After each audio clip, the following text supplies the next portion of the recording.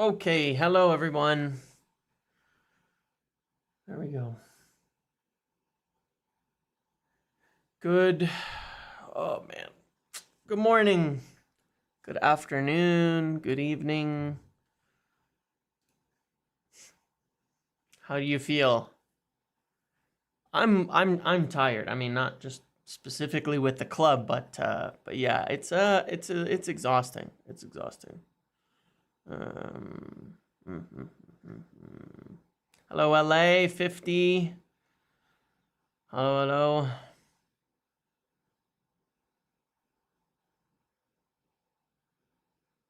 Hey, hey, are we cooked? Are we cooked? It sounds like we're cooked.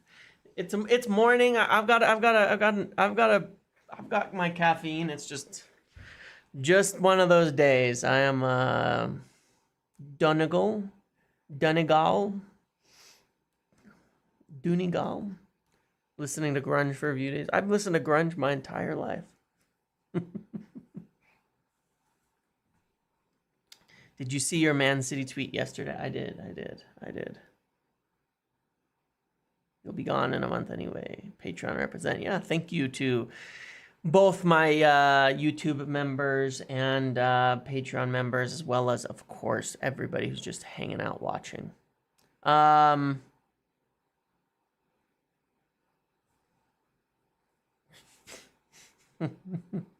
Woodward would have sacked him. Yeah, he would have. He would have. You're not wrong.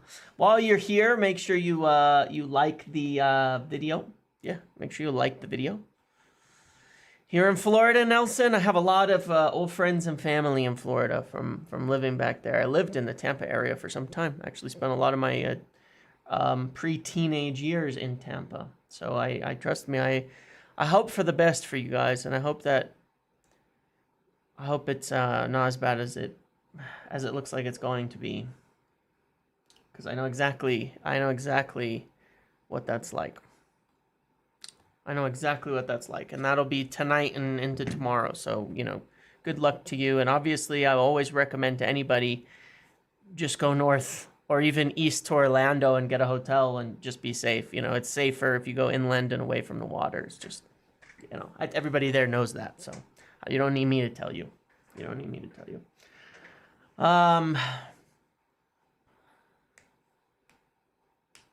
Yeah, I do them all from my office. I work in marketing and advertising and everything. And anyway. Oh, you're in Dade? Okay, yeah. So you're on the other side. So you'll be all right for this one. But yes, tough times. Yeah. Okay. Well, goodness gracious. What are we at? Been a fan since '92. INEOS need to help you out. They do, don't they? Well, have INEOS already failed it? No.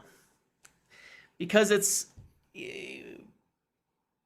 Let's separate a couple of things out, okay? Let's separate a couple of things out, right? In the real world. Which is that the decision around this whole manager thing this year and this season is a very separate issue to the overall job that ownership is going to do. You know, it's a lot more than just hiring and firing managers that makes for good owners. You know, what has happened over the last 20 years on the Glazers is a hell of a lot more than just the manager stuff. I mean, that's I'm not saying it's a minor thing. It's important that you end up getting it right. But I'm not going to pass judgment on the entire ownership for screwing up one thing. Because they did, and I said before that they would make mistakes. 100% they were going to make mistakes in the beginning. That being said, you know, just a couple of points, a couple of things that I think are relevant. That I think are relevant here, because there is quite a lot of hypocrisy, okay, from fans right now too. You know, in there's a lot of hypocrisy, a lot of hypocrisy, and a lot from all of you too, because even though in this community, obviously people gravitate towards people they agree with, and I've shared my opinion strongly since mid last season. And I know that here, more than in other places, it was more balanced on the whole Ten Hag thing in summer. 80% of fans wanted Erik Ten Hag to stay after the FA Cup. And in most of the tweets I see, the posts I see of people saying, Ineos out, Ineos stupid, Ineos this and that, those same people 3 months ago, you go through their tweets, Ineos out if they sack Ten Hag. Ineos out if you sack Ten Hag. Not all of you, but I'm saying there is a good chunk of the fan base. 80% of fans wanted Ten Hag to stay after the FA Cup final. And that is a big chunk of the fan base. And, you know, when I've spoken in the past about exactly why you shouldn't listen to fans, that's why. They're fickle. I love my community, and I think here we've been more balanced, but I also know that I influence it, you know. I also know that I influence it, but, you know, there's a lot of people wanted him to stay. A lot of people, I mean, you had letters, campaigns, change.org things. You had Athletic and Andy Mitten and Goldbridge and everybody pushing polls. Listen to the fans, we want Ten Hag to stay. You know, that's what happened. And he did, despite what they decided to do already. And people celebrated it. People celebrated it like it was a huge win. And what I said back then was the worst possible scenario, and why it was so important to keep a fresh start and start over and just get someone new, is because one, he's just not their guy. He's just not their guy. And it's always going to be conflicting. It's always going to be conflicting.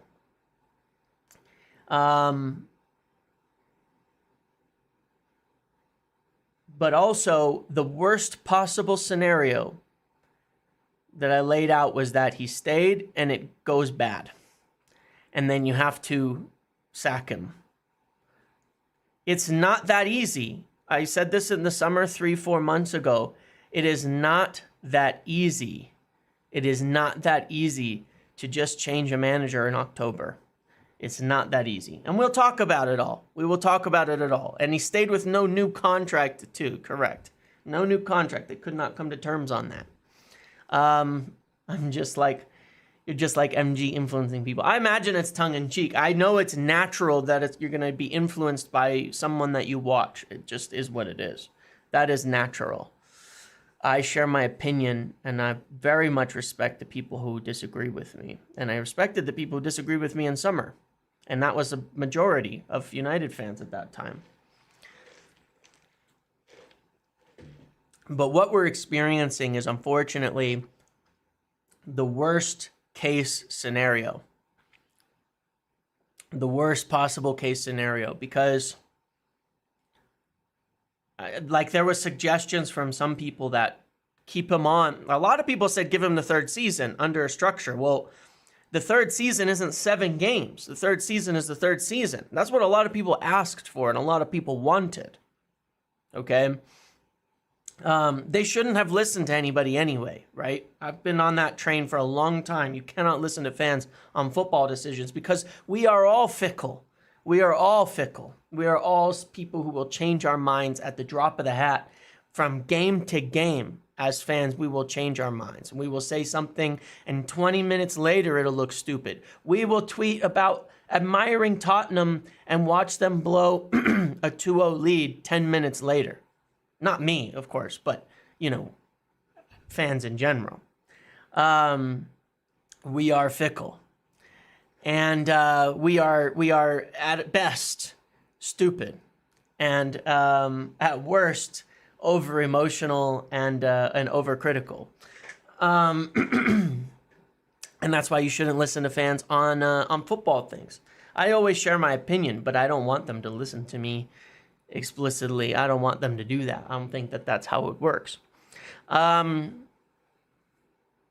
Regardless, that's the reality. That's the truth.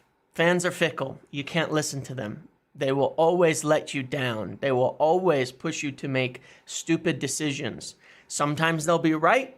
Sometimes they'll be wrong. They were wrong in summer. Fans were wrong in summer. And I remember talking back then about Liverpool and their appointments, right? If you remember, there was talking at Liverpool of how they even had said or put some things out there that they were going to, I didn't say I'm putting it on the fans. That's the whole point. I know how fans are. The point is that the people in charge should never listen to the fans because fans are always going to be wrong. Always. Even if they're right, they're wrong. They're going to get it wrong 2 days later. They're going to be wrong. It's just the nature of the beast. That's what we're supposed to do.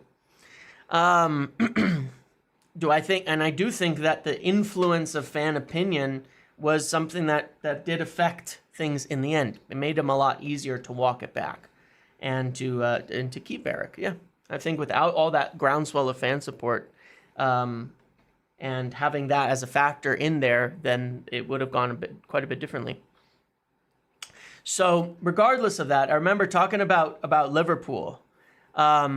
Liverpool said, you know, they kind of briefed out there that they were going to go with the choice that was not popular, that may not be popular, and make the hard decisions that may not be popular, that they may not get the candidates that were popular. I remember some articles about that. Yeah, Roboto, I'm talking about football decisions, right? Those are decisions centered around the club itself, the stadium, these are things that have valid fan opinion in there, right? For sure.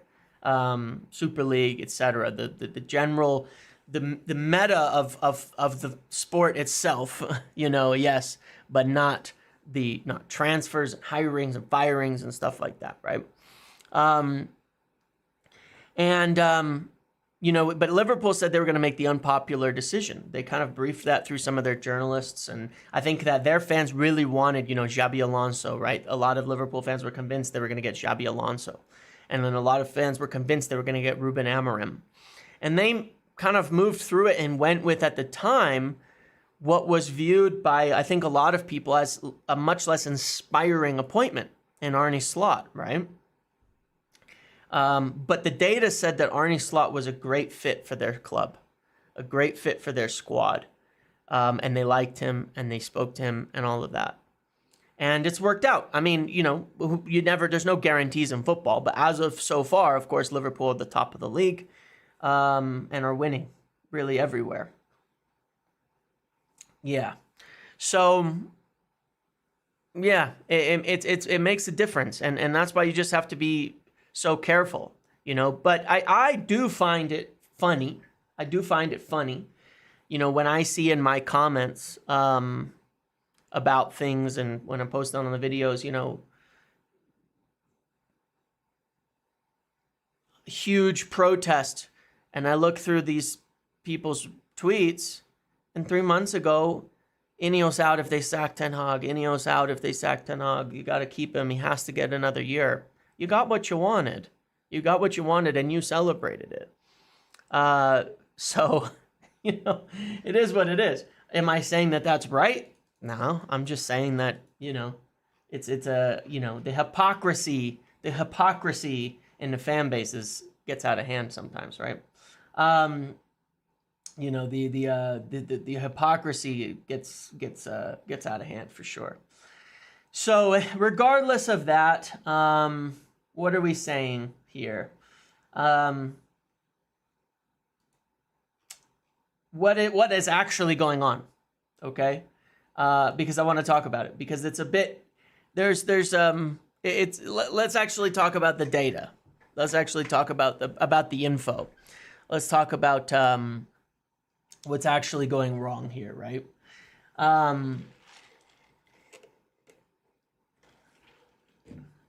Yeah, I did say it when we hired him originally. It's not a squad made for him. You know, when fucking Dev. When we first when we first hired Ten Hag, it was the same thing, right? It was essentially the hiring was under the Glazers not made on the basis of the data, because it was quite ironic. And I'm not talking about Poch versus Ten Hag or anything like that. I really couldn't care less. But it was not made based on the data. I even remember the briefs that Ten Hag was the guy who was going to not have to spend as much on transfers and was going to get the most out of the squad. And you can see now 2.5 years later how ironic that is. Have spent more than anybody for the worst results in the league. And that's what happened. So no, wasn't better under the Glazers. But you know what's funny? You know, there's this ELO graph, and then we'll talk about what's actually going on. I'm sorry to delay it, but we are just conversing. We are just conversing. When you look at this this gray ELO graph with my stakes on it, remember my stakes, okay? Make sure to eat responsibly. Get your steak. Get your steak.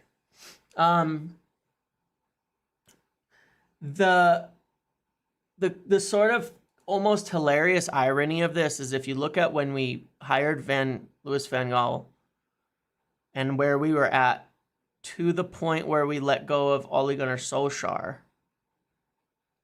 this is actually an upward trend. Every manager has a downturn once they come in, because effectively what's happening is you're usually sacking a manager as they go down. And because this is an averaged over time, it's not an instant results thing. Like you win a game, it doesn't start to go up right away. It's over time. It's going to always keep going down when a new manager comes in, even if they turn it around. Okay? Except you can even see it with Solskjaer, even though it was there. You can see that we were actually, this is pretty much where we were following David Moyes, right? Sir Alex's thing here is that you can see at the end, it's consistent in how high it is.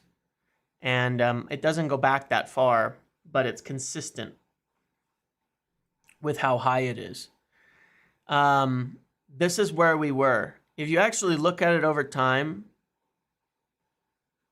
it was going up. Even though under Oli it had started to go down. His low point was our high point under Erik Ten Hag. And overall, it's been a steady decline since then. Now, right here, you see this point? Near our lowest ever point as a club, 80% of fans wanted Ten Hag to stay. And we won the FA Cup. And there were campaigns to keep him. Just throwing that out there, okay? Just as a point of irony, okay? That's where we were. And a lot of people definitely accused you of having an agenda if you didn't want Ten Hag to stay at that point. So what's happening? Let me get on from being right for a minute and tell you what's actually going on in this whole situation. So, as of yet,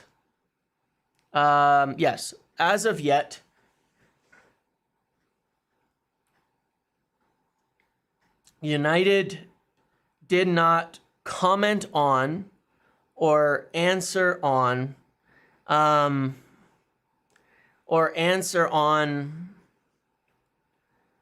whether the meeting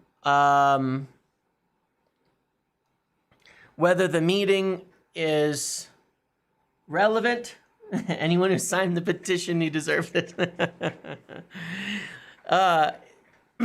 Look, this is a complicated thing.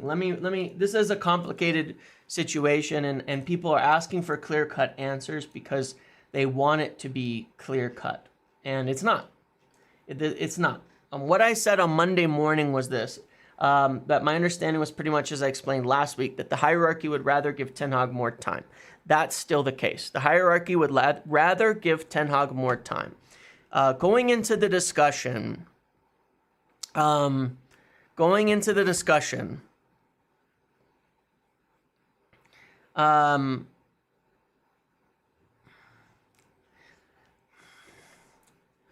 into the meeting and all of that, everybody kind of knew where they stood, okay?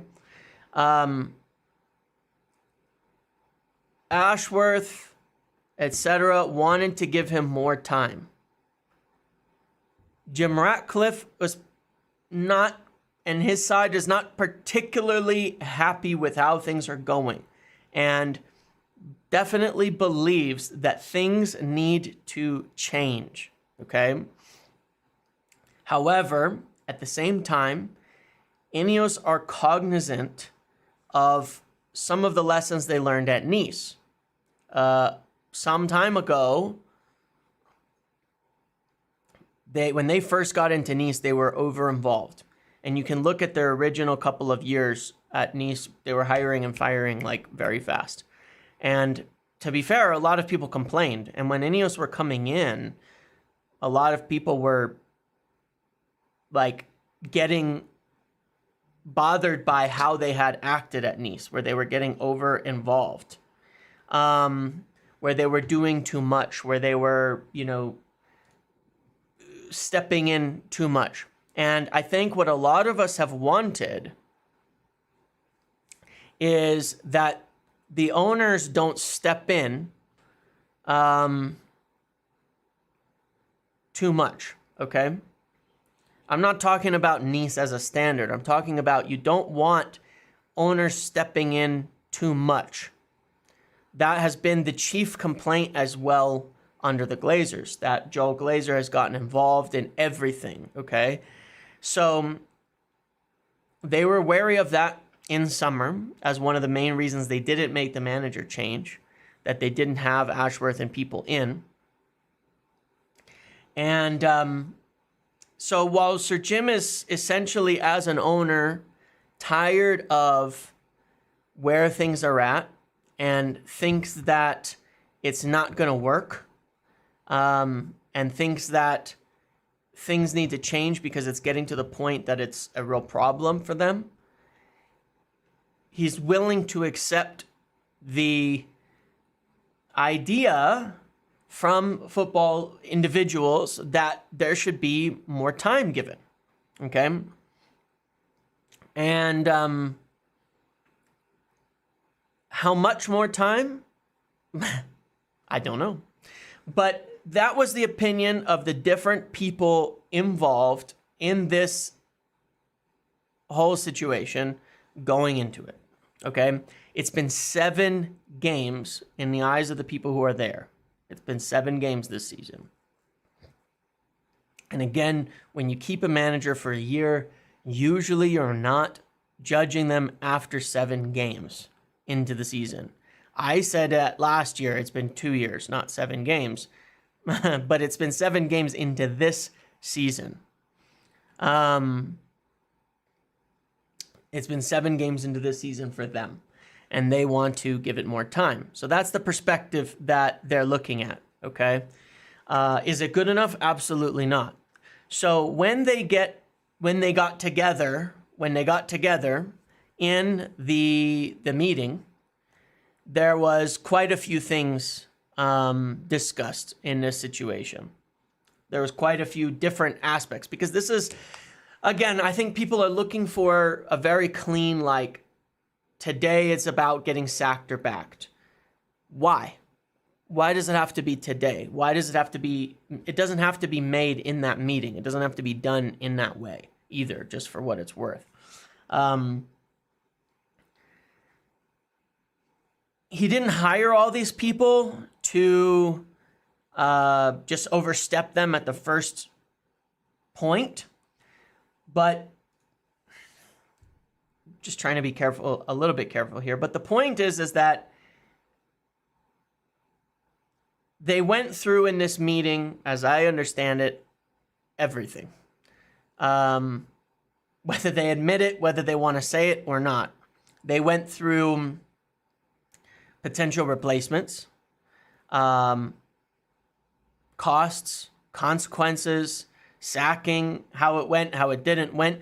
They've even had Joel Glazer there who explained things about what they went through in when they sacked and hired managers mid-season and his perspective on it. I'm not saying they asked Joel Glazer what to do or for his advice, but he was there and they talked to him about it. So they've gone through all of the different information, all of the different situations and everything. And essentially, it's up to Ashworth. If he decides tomorrow to replace Ten Hag, he has the approval of the owners to do so. Okay?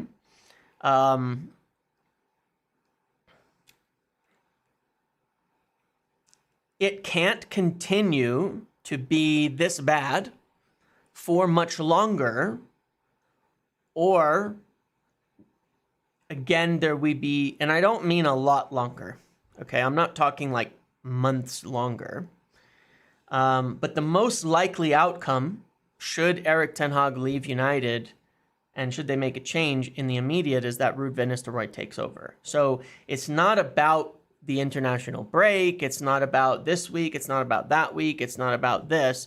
It's like, if they decide after 2 games to make the change, then, all right, goodbye. If they decide after 2 games to make the change, then they just slide it over. I've already said it's Ashworth's. Yeah, I know things are going to aggravate, and the problem is that people want it in little tiny boxes of like 1-sentence, 1-liners, but that's not how these decisions are made. It's easy once you get very explicit decisions for that to be made, but I'm talking about the entire process of going through this. It is up to Ashworth. It's going to be on his recommendations what happens. And Sir Jim, at this point in time, in INEOS would rather stick to his recommendations. He is okay with letting Ten Hag go, okay? But they evaluate things like, is there anything you can actually do now in order to get Champions League this year? Is there actually some guarantee that we have that that's going to happen if we make a change? And comparing the short-term consequences, the long-term consequences, all of that. Look, here's the problem. At the end of the day, what it comes down to. This is the reality of it. That has been discussed by all of them, and that is just a complete and utter understanding of everything. There is no ideal outcome when you are looking at sacking your manager in October, and that was the problem with it in summer. It was never, ever, ever going to be a good plan if it resulted in the potential that you have to make the change in October and November. There's no good outcome. There are only slightly less worse outcomes, okay? And that doesn't mean they shouldn't do anything about it. That doesn't mean that it's the right decision. But there are only damage limitation outcomes when you're sacking a manager in October and November. That's the truth. It's just damage limitations. That's where you're at. You can say, all right, well, Thomas Tuchel is there. Is he? Because he turned him down in summer. You don't know that he's going to accept that job. You don't know that he's going to take it. And you don't know that they actually want him for the long term and that it's going to work out. So you also don't know that it's a guarantee. You can say that it is because he did it at one club in Chelsea. But you don't know that it's a guarantee that it's going to result in a sudden burst of form to getting you there. And what happens? You hire Thomas Tuchel and then you want a different manager for the long haul and you have to sack him? Why? That doesn't make sense to me. I have said before what I think what we should do, which is just my opinion, of course, is still that they should let him go and give Van Nistelrooy the job for now and explore and see if they can get anybody in for the long run. Nicest doom. So Ashworth's willing to link his job to Ten Hag, because at this point they both get in a sack at the end of the year. Straight up pathetic. Look, you know, Ashworth and Barada both divorced themselves from the decision to keep Erik Ten Hag at the end of last year. Okay. They both did that. They're not gonna be sacked for this, because you can throw a fit all you want about it, and me too, because I understand how frustrating it is. It's not Ashworth's fault that Ten Hag is here and we've had an awful start to the season, is it? Now, you could say it's his fault if we don't make the change right away. Sure, absolutely. I agree. And I think that they should make the change. I've made that pretty clear. I couldn't make it more clear, my opinions and my views on this, you know? But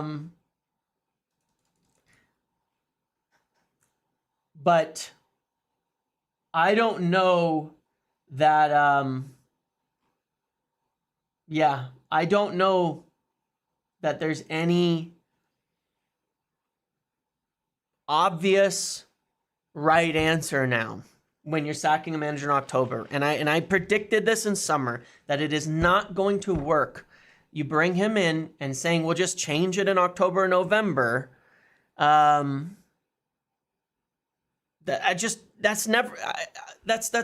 something in people's heads, but it's not real. Thomas Tuchel turned the job down. If Thomas Tuchel wanted the INEOS manager job here, he would be managing right now. Why wouldn't he? He talked with Wilcox and he met with Sir Jim. If he wanted this project the way that we have it laid out, why is he not the manager right now? Why is he not? Like, be real for a minute. Why is he not the manager right now? The Tuchel one is one I cannot get my head around people talking about. Why is he not the manager right now if he wanted it? Because if he didn't want it beforehand, why would he now, unless they're already compromising on the role that they want? And that would be a huge mistake. They don't want Southgate. Amy, yeah, look, the thing is, yes, Dave Brailsford and such like Southgate, but again, this is a reason you don't want your owners overstepping. They like him, but they're not going to hire him when other people don't want him. Yeah, you wanted a break for a year. It's been 3 months. Even then, Thomas Tuchel was not necessarily the guy that, are there. Look, would Madrid, Chelsea, City, or Barcelona make the call in October or November if this was the state of affairs? I don't know. Chelsea, sure. I mean, Chelsea sack managers all the time. But look, what did Chelsea do? They kept Thomas Tuchel. They sacked him after 5 games and hired Graham Potter, and then they sacked him 6 months later. And they went to Frank Lampard, right? Not exactly a stunning revelation that all turned out to be. Humphrey. So they think that in the next games, Ten Hag will magically start doing things that he's not been doing for the last 2 seasons. They're all clueless.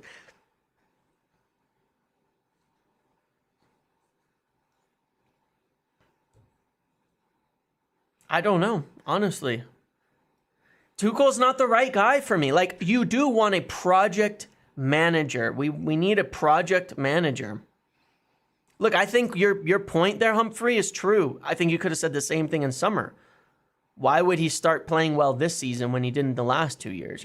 Managers, that was the thing with the whole hierarchy stuff. A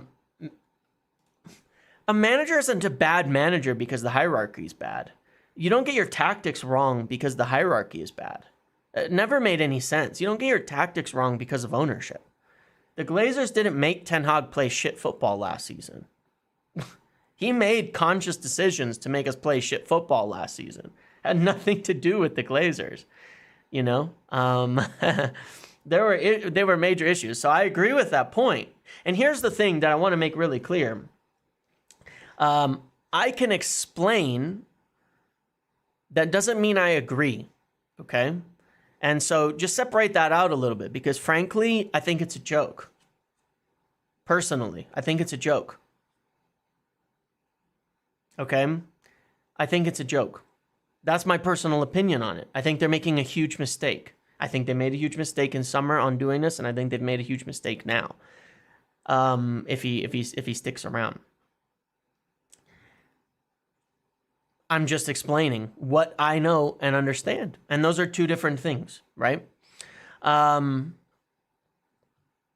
got different opinions, you know, than them. I'm not going to agree with them because of everything. Just because, you know, I think INEOS are doing the right things for the club in general. I think that the things they're doing on Carrington are good. I think that the overhauls they're making to the medical department are improving, even though it's a little bit hard to see that. It is better, and they're making smart decisions there. I think the recruitment was good. I think people are severely spinning around and overreacting now because it's been so bad to start the season, to saying that all these players are shit now and everything.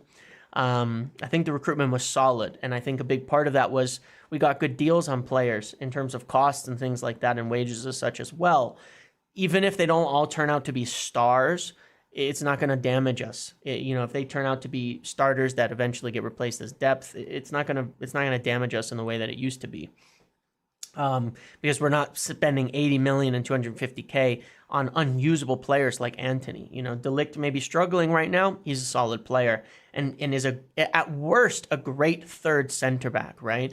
You know, anyway, there's a lot of good players. There's a lot of good players there, and I think people are getting over the top on these things. They're getting over the top on these things, and nobody's really playing to their strengths, and that's the truth of it. Nobody is playing to their strengths right now, and that is making them look a lot worse than they are. And it's going to continue to be that way. I mean, look, Kobbie Mainoo has looked bad this season. Is he a bad player? I think he's looked bad this season. It's not his fault. He's been sitting alone in an awful midfield all year, right? Lisandro Martinez, is he this bad of a footballer? Because he's probably been our worst player. Is he this bad, or is he just getting completely exposed? He barely looks like a professional footballer this season. Come on, he's not that bad. There's just no way he's that bad. You know what I mean? We've watched him play football. We know he's not that bad. Let's be real for a minute, you know? Yeah, Bruno's probably been the worst. We also know he's not that bad of a footballer, even if I think that we probably need to bench Bruno for a little bit. We know none of these guys are that bad. Like, come on now. I think Garnacho's looked terrible all season. He's not a bad footballer. Garnacho's young, could develop, could turn into a very good player, and we know what he has in his bag, but he's not going to develop in the way that we're utilizing him, especially playing him injured. That's nuts to me. So, you know, there's a lot of reasons why Dallow's been one of our most consistent players for a while now, and against Tottenham, he was like absolutely horrific, you know, just horrendous. It is what it is, you know, it is what it is. It's not looking good, and then confidence gets into it, and it's worse than ever.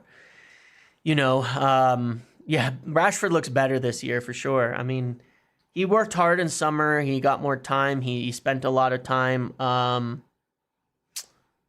Ready. What did you do? He spent a lot of, hold on a second. You know, he spent a lot of time working on things. Hang on. Permissions. Ready muted somebody. Hang on. How do I undo that? There. Unhidden, right? Unhide. There we go. Okay. Sorry, did you do it? Because then I did it. We're good. We should be fine now. Okay. All right. I undid it. Anyway, we're good. She's fine. Keep talking. Okay. Anyway, we've got a lot of good players, and I don't think it's that bad.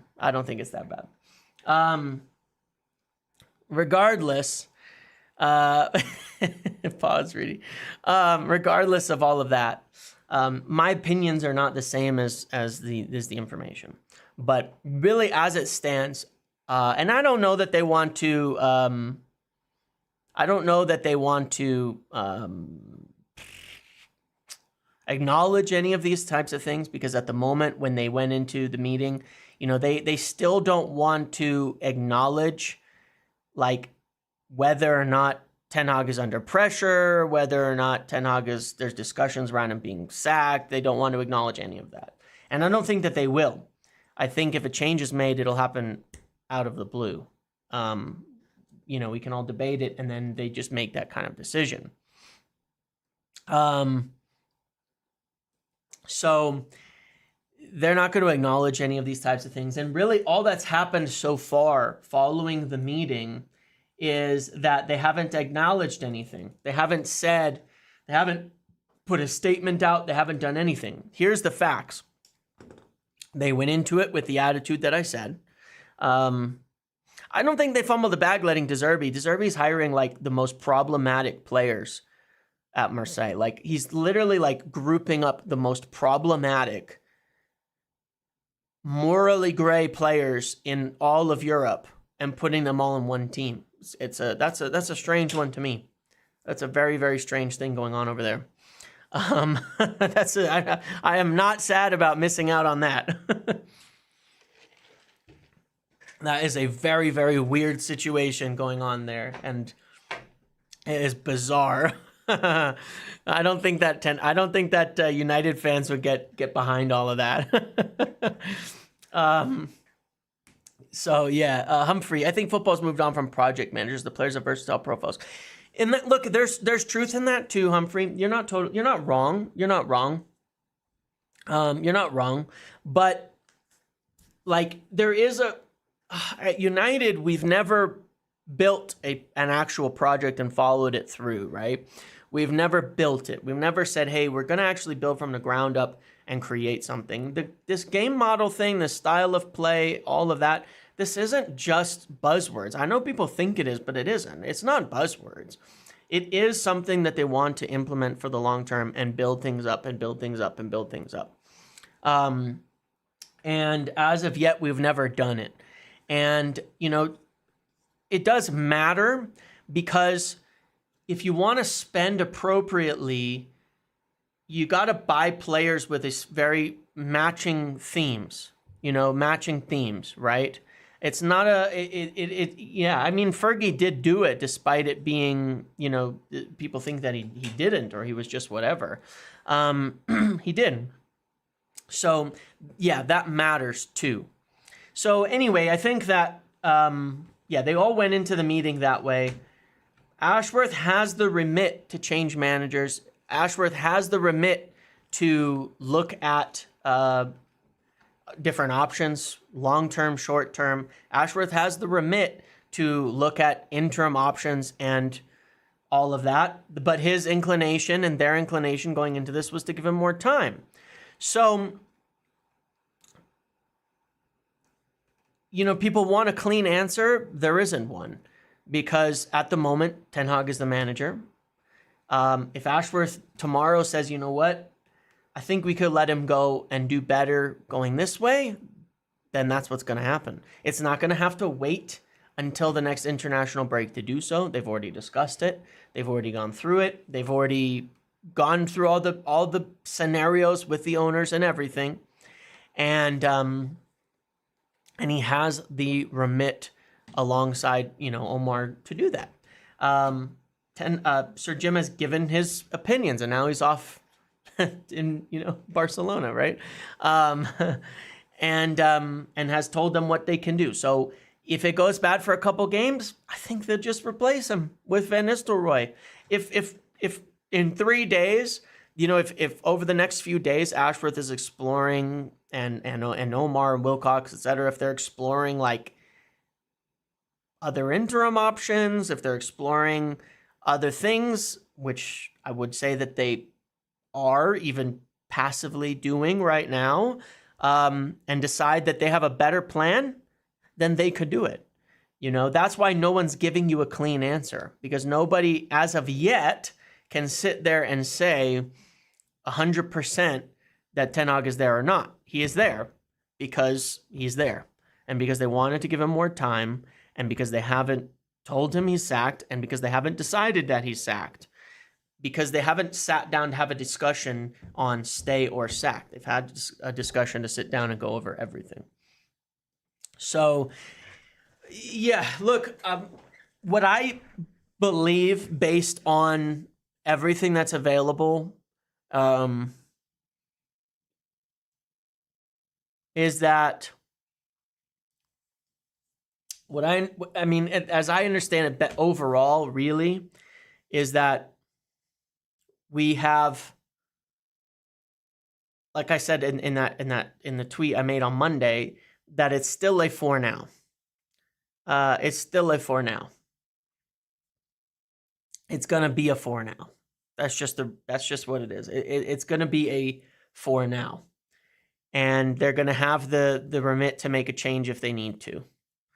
No, look, he is. I said it in yesterday's thing at the end of the Darnish thing. He is likely to stay as the manager. He was likely on Monday to stay as the manager because they wanted to give him more time. You know, they wanted to give him more time. That was the view of the people involved, that they wanted to give him more time.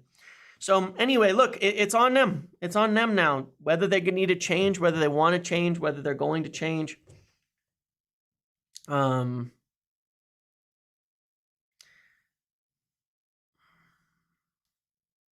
Yeah, I don't know what else to say. I mean, you know, I'm sure there's people who know a little bit more, but you also have the uncomfortable situation.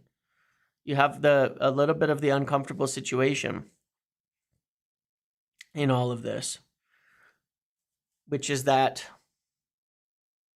like, they're never going to say he's there for now, and we're not sure, and we're looking at backup options. They're never going to say that. They're never going to acknowledge that. They're never going to confirm that. But, you know, they are looking at contingency plans, and any competent group would be looking at contingency plans already. But the truth is they were not prepared to make a change after 7 games. Halftime oranges. The prophecy dictates that only an absolutely filthy Jose Mourinho dark arts madness can end Eric's reign. Ashworth and company can't mess with that. Roboto, would love to see you do a chat with Stephen House, and you both use data but come to different conclusions with it. I think it'd be interesting. Yeah, I'd be happy to go talk with. I should just message him for what it's worth. I mean, I've met him and all those guys a couple of times over the summer, and we're friends. We're all on good terms and friendly, and we talked about doing some content together through this year. So I should just send a message. I will be doing 2 things tomorrow, one with Flex tomorrow and one with Attacking Football, which I think will come out on Friday. But I will be doing another video with Flex tomorrow. So I know that a lot of people, there's a good overlap there, people who watch him as well and like him. So yeah, happy to be doing that again, and we want to do that pretty regularly also. So that'll be coming out. We'll be doing that tomorrow. So, yeah, I mean, I'd love to give you all things in neat little boxes. I really would. I really would love to give you all things in neat little boxes on the answer. And I get that people will watch things like this and say, you know, we're just waffling and things like that. But it is what it is. It's all good. You can think that. I think it's a very complicated situation.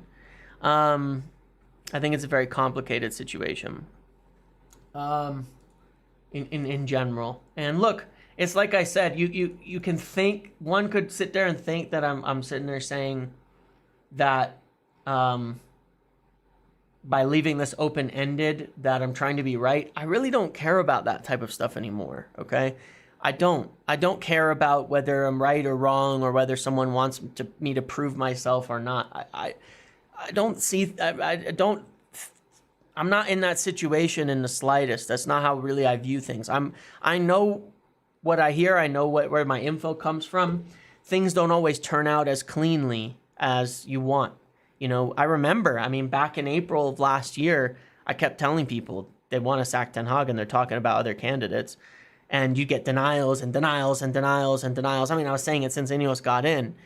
And they did. But they didn't end up sacking him and getting somebody else. But that doesn't mean all of that wasn't correct. We all know it was correct. It's a complicated thing. And that was sort of the point, is that it is more complicated than those little black and white, you know, outcomes that people want to have. You know, it is more complicated than those little black and white outcomes, like they've decided to sack him or not. It's not usually how it goes. It kind of did under the Glazers, but realize that's probably not how we're going to operate anymore. We're not going to be having emergency meeting, owner gets together and sacks manager out the blue type of thing. You know, they're not going to be doing that. They're not going to be doing that. They're going to be going through all of the information and then looking at it. So, look, the pressure is on Ashworth. Just reality. These are what you paid the big bucks for. And it just is. Like, that's the reality. The pressure is on Ashworth. He's a director of football now. He's the guy who has to make the calls and the recommendations. And ultimately, he should be judged more than anybody else on how we succeed. And I think it's a little bit short-termerism to go over it too far, because it's not his fault we are in the position we are in now. He didn't hire Ten Hag. He didn't extend Ten Hag. He didn't do any of that. He didn't build this, but he has to fix it. And I give a little bit of leeway on him fixing it. But he's got to be smart now, and he has to be tough. And you know, if he comes to the conclusion that it's time for people for a change, then in the next couple of days and says, fine, you know what? I think there might be a better route and I figured it out. Cool. Am I expecting that? No. I'm expecting them to stick with what they were planning and to follow through on that and give Ten Hag a few more games and see how things go and see if it turns around while they look at other avenues, contingency plans and other things, and see if they can't figure out something that would work better. Because I don't believe that they're convinced that letting Erik Ten Hag go and putting Ruud in charge or something like that is going to magically get us into Champions League or something like that. I don't think that's the case. I don't think that they think that way. It's not just going to be about like fluking a draw here or there. We still need to see progress. We still need to see actual progress on the football side of it. We're not just in this situation because of results. We're you know, the big doubts and the problems are the performances are dire and are poor, and that we're not really building on things. So, you know, that is going to be factored into all of this. It's not like that's just ignored or anything like that. Riddy is the most like coastal liberal elite person I've ever met. So no, not a Trump guy. He's like your very, very typical coastal liberal elite, which are basically Republicans in disguise. But we won't talk about that.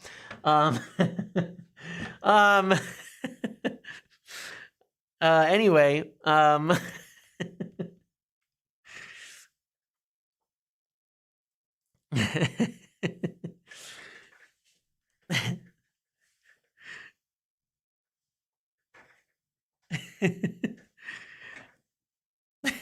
You're progressive. I know. You're an authoritarian progressive. Yeah, you're basically a Republican. That's what it means. That's what it means. It's all good. It's all good.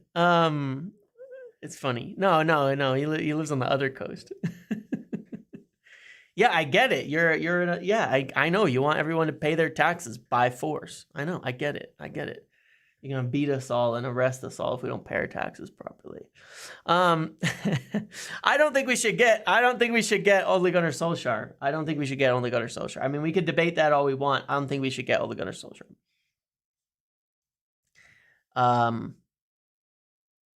You know, I don't think that solves the problem. You know what I mean? I don't think that solves the problem. You know, when Ollie came in for Jose, we won a lot of games right away and then dropped, and we didn't really finish any different than when we started.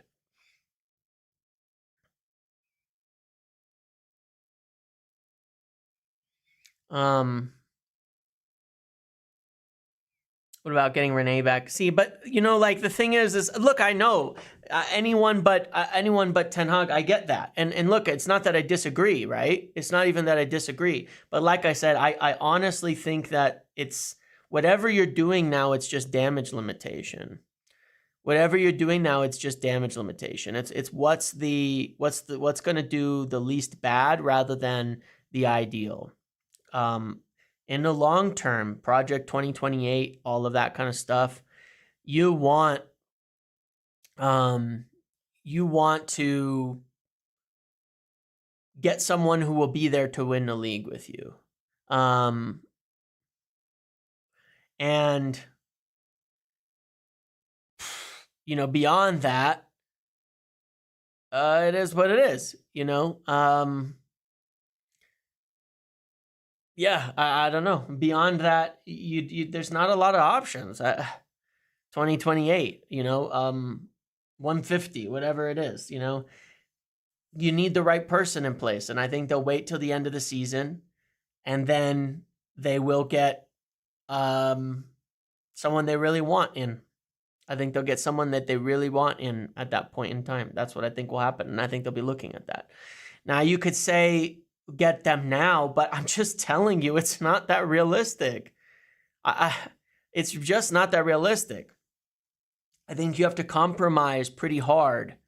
You are 100% a coastal elite. You've lived in San Francisco and New York. You come from some money.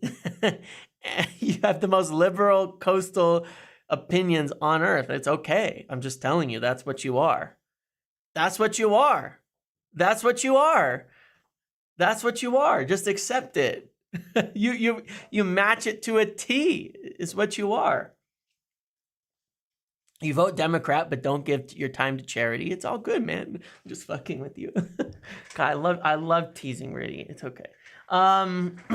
Anyway,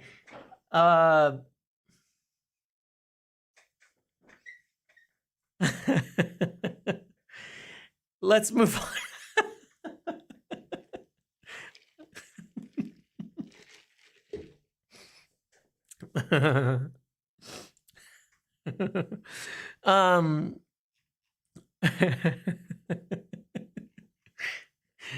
All right, cool. That's fine. Let's leave it at that.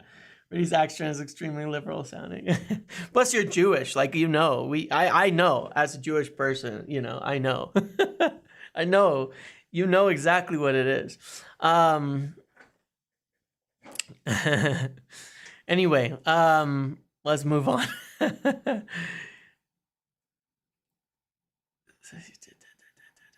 Hired 6 managers. Yeah. Ownership, correct things, fix environment of the club first. Yeah, all of that. Look, yeah. You guys tell me what's this like ideal? What's this ideal situation? Because I don't think there is one that you can do now. Once you've stuck with the manager, I don't think there's an ideal situation if things don't work out. If you want my opinion, like I've said before, what I would do is make a change, give it to Ruud, explore, and see if there's anybody you could find to hire that you do actually want long-term by the next window. Do I think that, or by the next break? Do I think that that's realistic? No. I don't think that that's realistic. I don't think that you're going to get that person. I don't think that they're available. I think that if you have Amorim or Xabi Alonso or Nagelsmann or McKenna or someone like that on your list as your ideal manager, none of them are coming during the year. None of them. I think you have to compromise heavily on who you want as manager to try and get someone mid-season. And so for the management who's in charge that are not responsible for us being in the position we're in now, then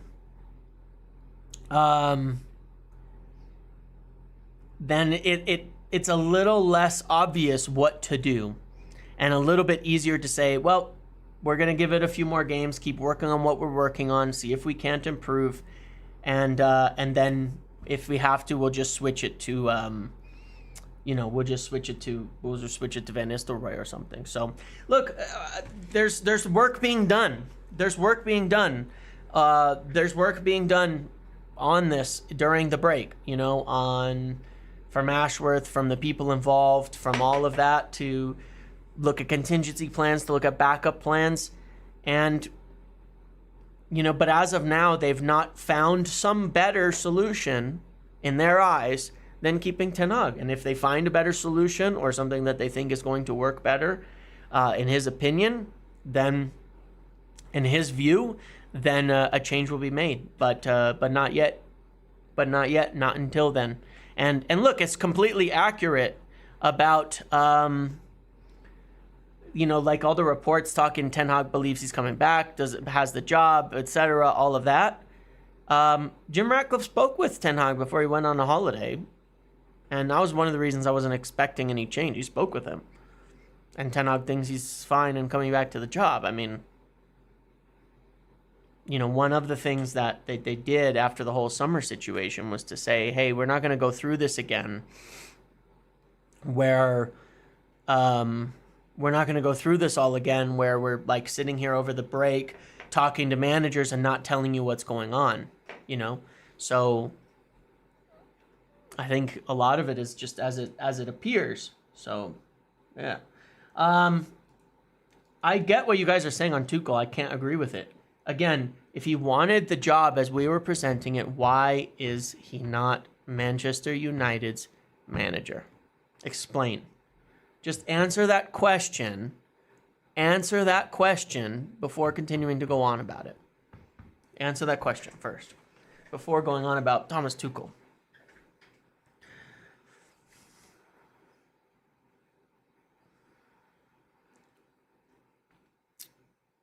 He wanted a break for a year at minimum. But he sat there and had a discussion with them and didn't accept it. Yeah, and it's been 3 months. Sherm didn't agree. Well, Bild wrote an article and said that he didn't want to do this whole process and that he wasn't in agreement with the people that they hired and the management of things. My understanding was he did not feel there was that the job on offer was the right fit for him. So why would it be now unless we start heavily compromising on our principles?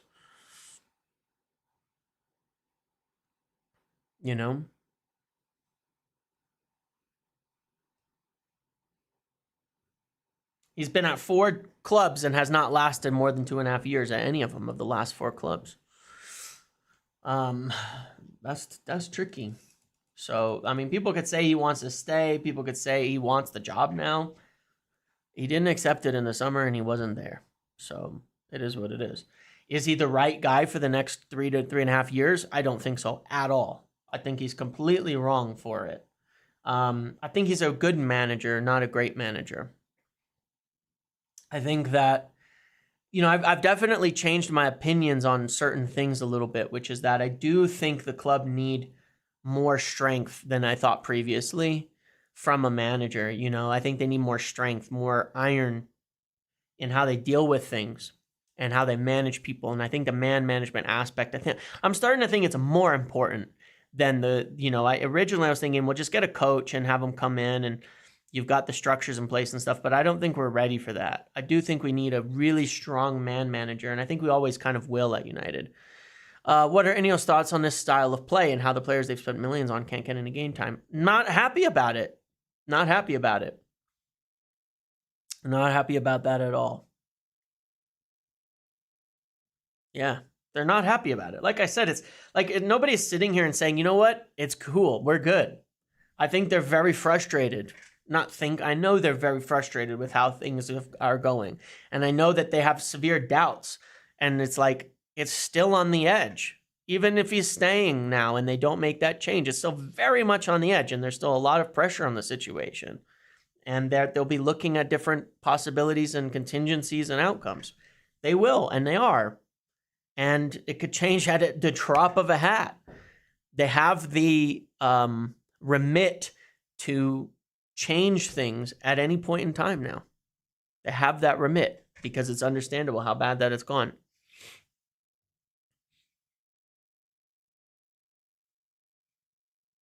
Nagelsmann can't be brought in now. Absolutely not.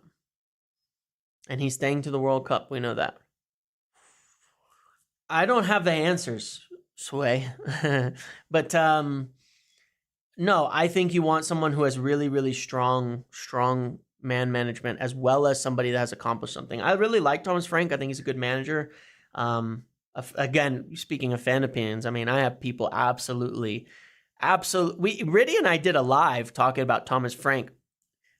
Speaking of Riddy, who's here, we did a live and we talked about Thomas Frank, and I remember how much the chat like exploded at the potential idea that Thomas Frank was a good manager, and people are seeing it very differently now. Thomas Frank is a good manager. Thomas Frank is a good coach. Said it back then, we'll say it now. I don't think he's necessarily the guy, and I think he's a little bit further down at the minute because tactically, I think he's smart. I think he's intelligent. But there is a little bit of a lack of experience. He'd need a lot of support. A lot of support as well. He would need a lot of support. But he is a good manager. I'm just not sure. I think we might need more than him. I think we might need more than him. You know, my pick, yeah, Areola is good too. They're looking at him. But you know, I started to agree with Phil a little bit that we need somebody who maybe has been there before. You know, here's the thing, right? Like Ten Hag, in terms of being at a big club in Ajax and winning titles and stuff, in that respect, was not a bad choice for us. The problem was he had absolutely no fit with United itself, with the squad, with the culture, with the ethos of the club, with the structure, with any of it. He had nothing to do with all of that. Sam sees that the next manager that want us to speak good English. I mean, that's been true for a long time because, as I mentioned last year, one of their biggest issues was communication. And that's the thing that they feel is, I think, still the weak point, is whether Ten Hag has good ideas or not, he's not getting through to them. And they hoped that the assistants would improve that, but so far it's not. And, yeah. My pick would be Ruben Amorim. Sporting had a 19-year gap in winning titles, right? So very similar to what happened to Liverpool, where before Klopp, right? A huge gap in winning titles, similar to what we're running into now, where if this keeps going, we'll be that far. 19-year gap and in winning titles, and then he's won them 2, and and this season is absolutely going incredible. He's a very strong personality. That's one of the things he's known for, is his personality and communication. Has dealt with a lot of pressure, a lot of overhaul of the squad. In Portugal, you don't get nearly that stability that you get. And he's, again, as a person, quite different. A very strong personality who really gets through to his players. Who talks to them and all of that, and is essentially known for his excellent communication skills. Now, there is a funny thing. I want to try to find this. Hang on a second. Okay. I found this the other day, and I did think it was interesting. I did think it was interesting. Okay, and I apologize because I'm gonna end up pulling the Sun up here simply because they published this, but I'll avoid the article itself. Hold on one second. Analytics, hang on. There's a company called Carteret Analytics, and they've done they're a data company, and they've done a couple of studies in the past. They did some studies on like Liverpool this summer, who would be the best fit for them. Oh, sick. They have the thing here now. Okay, I can just pull it up on their website. They have this thing here now. And it's about who would be like the best fit, okay? And they did one for Liverpool as well in the summer. And I would say it was pretty damn accurate from a data standpoint. I like data. I like data, and I like choices that are made by data. But this is an interesting one. This is an interesting one. Hold on a sec. Let me just try to find this. I'm almost ready. I found the United one. I was trying to find the other one if possible. Like they do these research papers on head coach analysis, things like that. They did one for United back in 2022, and I think that they determined back then that the best manager at that point would have been Enrique or Tuchel or something, but that was just in terms of quality of manager, not fit. But they did something over summer for Liverpool, and it said that that they were getting like that like Arne Slot was up there, but they also said that Ruben Amorim was probably the best fit for them, and essentially they've come to the same conclusion now. And I love data. Here, I'll give you the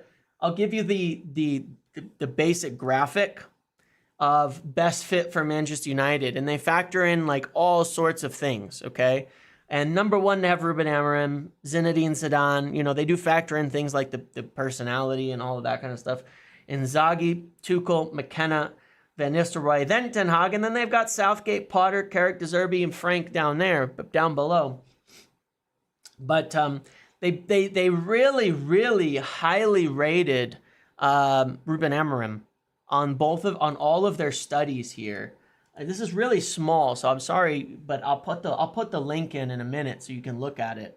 Amorim does not play the same system as Ten Hag, not at all, actually. But they have it basically ordered by their overall rating across all of these different measures. Like there's a whole bunch of shit in here, frankly. Like it talks about rated by tactical, strategic intelligence, a successful adjusted attacking patterns, shot conversion, opposition, shot creation, possession, etc. And Ruben Amorim comes out on top on a lot of these things. Now they think that Zinedine Zidane is the best manager on all of this, but that Amorim is the best fit. Anyway, it's an interesting study. I'll link you this company. Yeah, I know it's too small, so you can't read it, but I'll link it for you. It won't zoom. Hang on. Let me see if I can zoom. It just doesn't zoom, man. I can't zoom. Hold on. I can do something else, and then I could probably zoom. Let me see if this works now. Yeah. So now I can zoom a little bit. But yeah, so it gives you all these different things. I mean, yeah, none of you can read anyway, so it is what it is, But yeah, goes through everything, talks about their formations and usage and all that kind of stuff. Yeah, Amorim uses 3 center backs, everything, Yeah, I did call you illiterate. Yes, I did. Why did they do it again? I don't know. They're like a data analytics company, and they've done these studies. They've been published in the BBC and all sorts of things. And I think they actually help clubs find managers. Based on their website, they actually work with clubs. So I think that their data is actually worth looking at. Like they don't have Kieran McKenna rated that highly because he's not played at a high level of football. Like he hasn't managed at a high level of football yet in terms of his objective achievement rating, right? Like this is what they've achieved. Obviously, Zinedine Zidane is the highest here because he's achieved the most. Ruben Amorim, his achievements are rated extremely highly for how he's overachieved at Sporting. But he's rated as the best in terms of strategy, the best in terms of tactical command, the best attacking alongside Zidane. Attacking coefficient at home, he does extremely well at home. Like apparently he's really high rated for his attacking football, is Ruben Amorim by all measures, compared to other managers. And there's a whole bunch of stuff in here, right? Yeah. So quantitative analysis, it says he's got the best football intelligence. He transforms his teams, setting his teams up to win matches significantly higher, blah, blah, blah, etc. And it says here, I mean, that Amorim was considered for the Liverpool manager position, but the deal couldn't be done.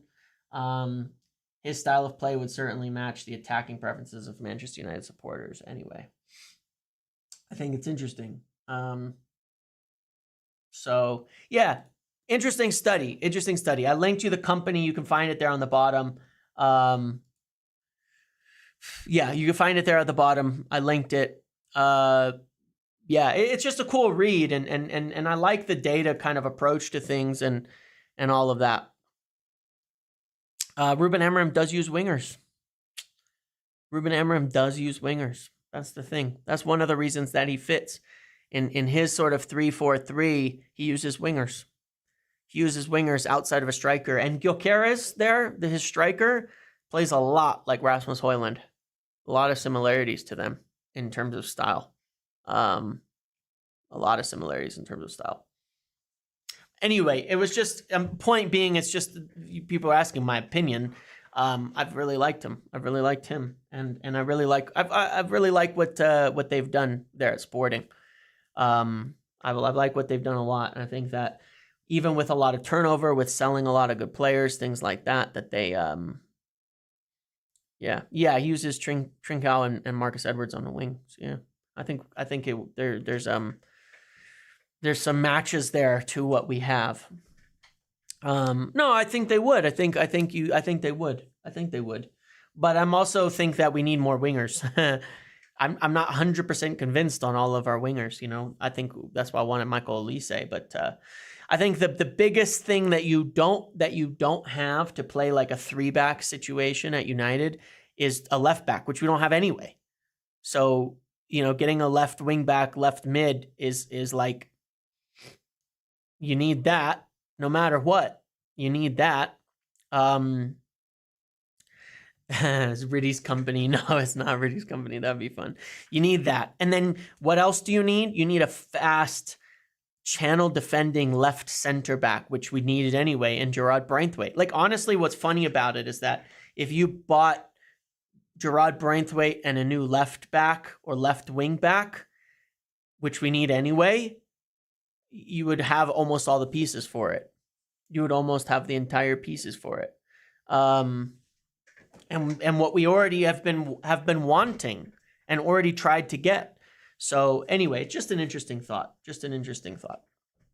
It is what it is. So I'm not saying that that's the right call. I'm just saying that's my opinion. And I think it's interesting, the data company that suggested him and all of that. And I think personality-wise is the right guy.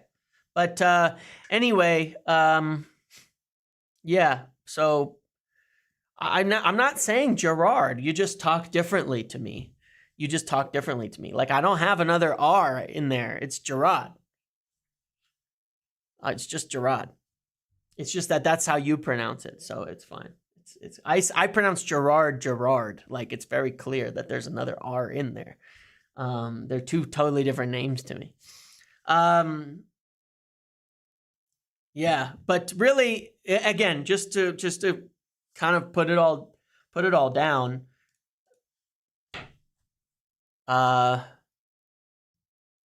We know they wanted to give him more time. The concerns have been addressed. They're looking into every possible avenue, and they now have,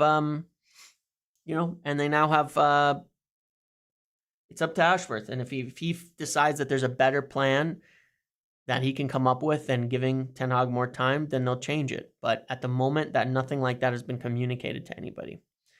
So, yeah, he has the remit, and he has the approval, and they don't have to have, they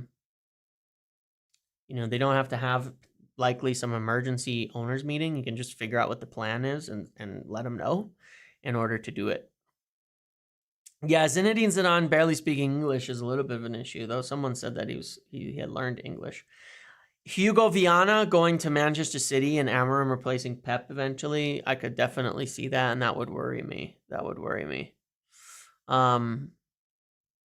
But yeah, it is what it is. Look, The one thing I will say is I wouldn't think of it like during the break, after the break, with the break, whatever. Why does it doesn't really matter. Like, unless we're trying to hire someone, which I don't think is realistic, the break doesn't really matter, you know? Like, it's a nothing. It's at the end of the day, right? It's nothing. Here, I'll post a link again. It's like, why does it matter? They don't have to wait until November to make a change. They don't have to do it during the breaks. It's not that important, you know? Yeah, it's not that important. They don't need it to be during the break in order to do anything. They can be doing things all the time, so it sort of doesn't matter. Okay, I feel like I've talked enough. I feel like I've answered enough. I feel like I've gone through enough of everything on all of this.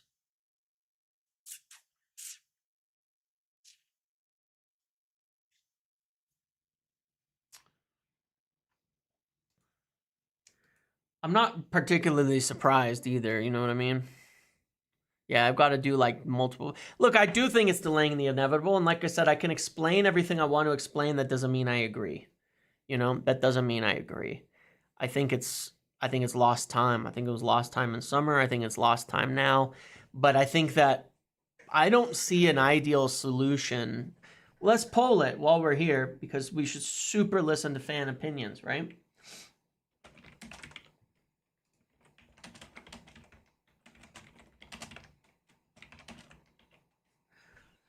So the first option I'm putting is Ten Hag goes now. Ruud into the end of the season and then find a long-term manager.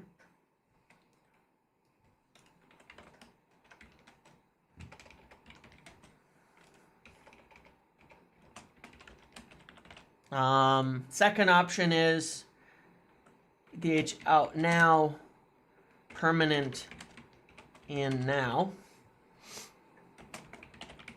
Like Tuchel, I don't know. Third option is a little more time, then different. Line up different interim to Ruud. Okay, and then the fourth one is just give Ten Hag the season.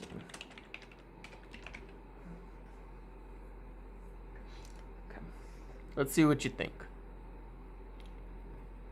Just for explanation, in the first case, I'm talking you wait till summer to hire a permanent manager and you get someone in. Ruud would be the same as Ten Hag except for the $50 million. You might be right, X-Fall. You might totally be right. Now, bear in mind, there's actually no difference in the cost. If you sack Ten Hag now versus at the end of the season, it's the same thing. Just for what it's worth. It's not a money situation there. Because you're paying for sacking, you're paying his salary. If he's here, you're paying his salary. You're gonna have the sacking cost is the cost of sacking the season that he's not gonna be here next season. Like, if you pay out the rest of his wages for this year versus he stays and has those wages, there's no difference in money. Like, he's getting his money through the year regardless. Just to be clear.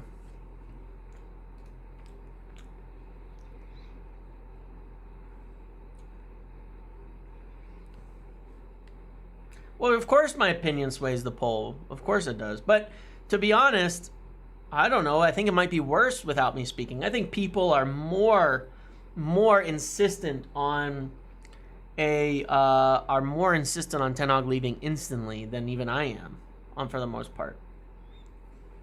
What am I drinking? I'm drinking a Dutch Bros, ironically. Ten Hag and Van Nistelrooy, the Dutch Bros.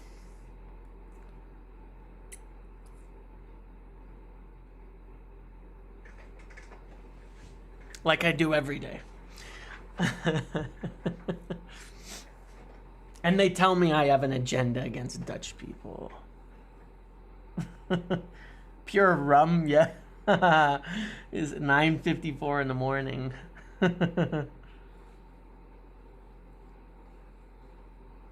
Ten Hag in. Okay. All right. So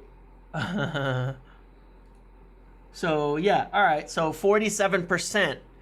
See, look, you guys are pretty damn split. You guys are pretty damn split. 11% of you say let's line up a different interim. 19% want Tuchel in now. 21% want to give Ten Hag the season, and 47% say Ten Hag out now. So you don't even have a majority, even now, to be able to agree on something. You know, you don't even have a majority. But the thing is that imagine that those are the different scenarios that people have different opinions on. You can't do anything until one of those becomes clearly the best option. You understand that? You can't do anything until one of those is the best option. 47% is not a majority, it's a plurality.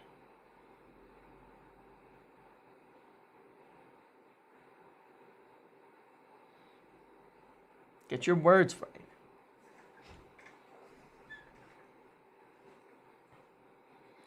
It would win you an election, but it's not,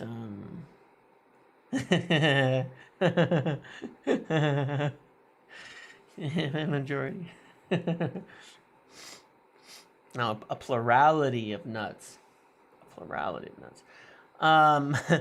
It's less than one nut, okay? Less than one nut, just slightly.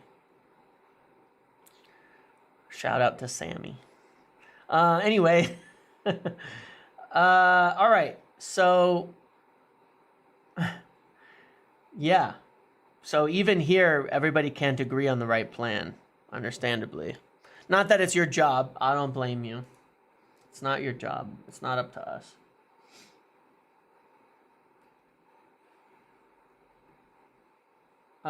Someone tells me that link doesn't work. Is that true? Oh, the link I got you, just scroll to the bottom. Just scroll to the bottom.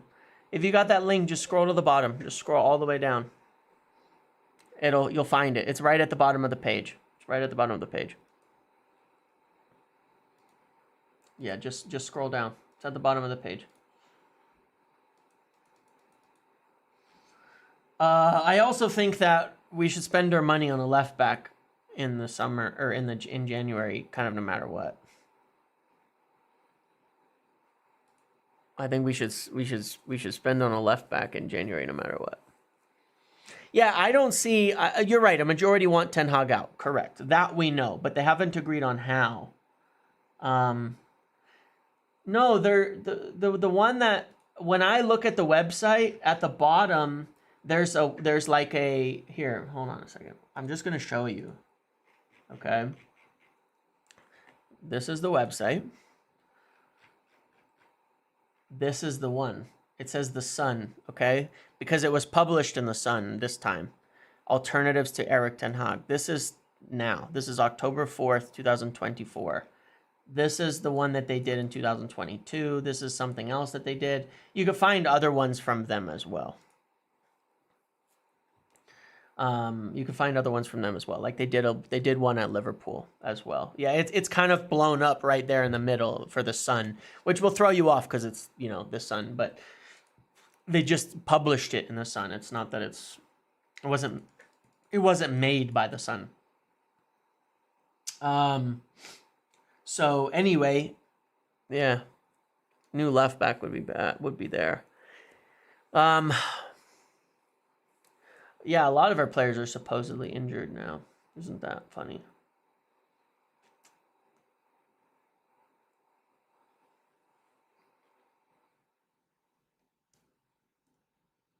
So yeah, I mean, I think I've explained everything well enough.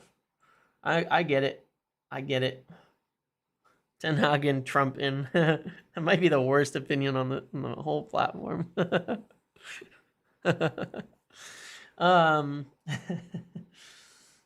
Anyway,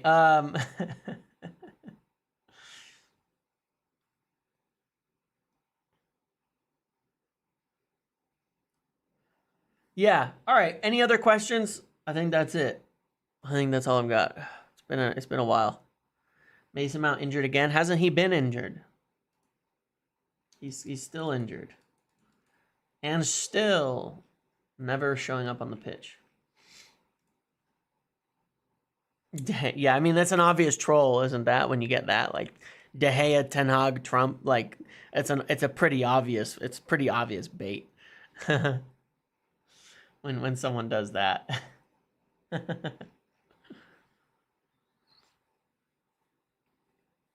Potter, look, if we, here's the thing as well to understand.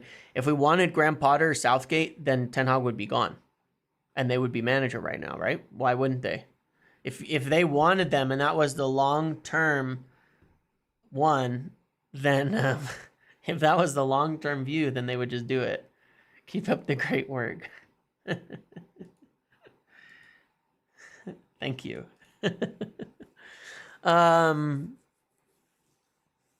Yeah. If they wanted them, then they would be in. If their long-term manager was available, they would have hired him already, you know?